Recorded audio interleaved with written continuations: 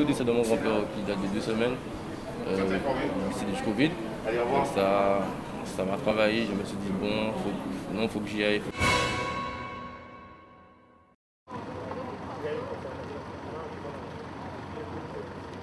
Le vaccinodrome de Gourdeliane est un des projets que porte la région avec ses partenaires au rang donc des actions qu'elle mène contre la lutte contre le Covid pour améliorer le taux de couverture vaccinale. Mais oui, comme je l'ai toujours dit, j'ai toujours conseillé aux Guadeloupéens qui veulent se faire vacciner de le faire.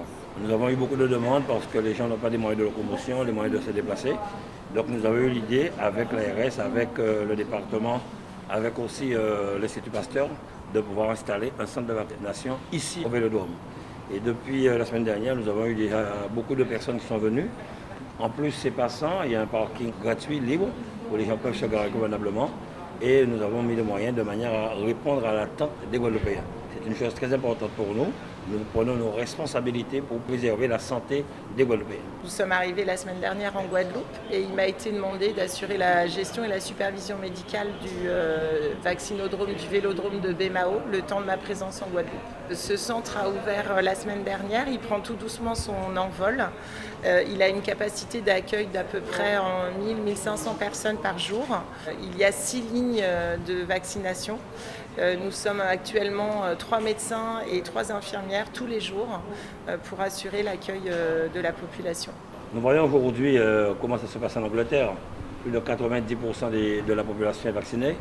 Tous les week-ends, c'est 75 000 personnes au match. Nous avons vu dans d'autres pays.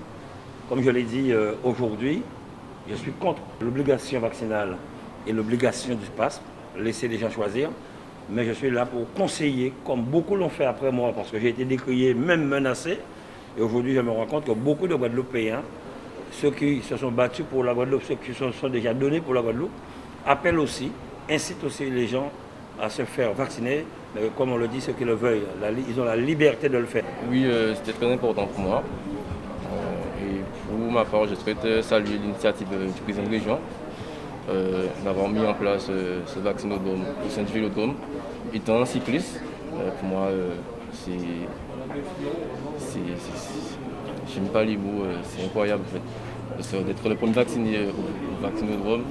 Donc aujourd'hui, j'invite tous les jeunes, j'invite tout le monde à venir se vacciner, car c'est important et faut qu'on se protège entre nous, il faut qu'on se protège, il y a trop de décès, surtout Covid, donc c'est le but, c'est d'inciter la jeunesse, d'inciter la Guadeloupe à venir se faire vacciner.